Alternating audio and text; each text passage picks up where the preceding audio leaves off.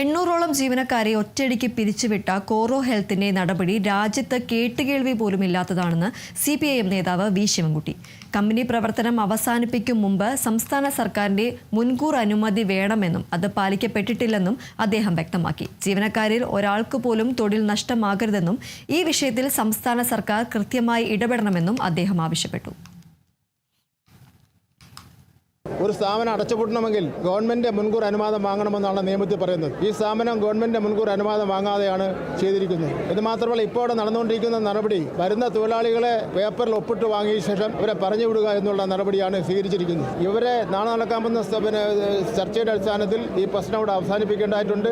എന്ന് മാത്രമല്ല, സംസ്ഥാന ഗവൺമെന്റ് എല്ലാ നിയമ നടപടികളും സ്വീകരിച്ച് ഈ തൊഴിലാളികൾക്ക് അവർക്ക് വീണ്ടും അവരെ നിയമിക്കുന്നതിനുള്ള നടപടി സ്വീകരിക്കണം. ഈ പ്രശ്നം തീരുന്നവരെയുള്ള എല്ലാ പ്രശ്നങ്ങളും പരിഹാരം കാണുന്നവരെയുള്ള സമരങ്ങളുമായി CITയും യോജിക്കാൻ കഴിയുന്ന മറ്റു സംഘടനകളെ യോജിപ്പിച്ചുകൊണ്ട് മുന്നോട്ട് പോകുമെന്നുള്ള കാര്യം ഞങ്ങളോട് സൂചിപ്പിക്കുക. ഇത് നമുക്ക് ഇടപെടാൻ കഴിയുന്നത്, ഏറ്റവും സ്ട്രോങ് ആയിട്ട് ഇടപെടാൻ കഴിയുന്നത് സംസ്ഥാന സർക്കാരാണ്. സംസ്ഥാന സർക്കാർ ഇടപെടുമെന്നാണ് പ്രതീക്ഷിക്കുന്നത്.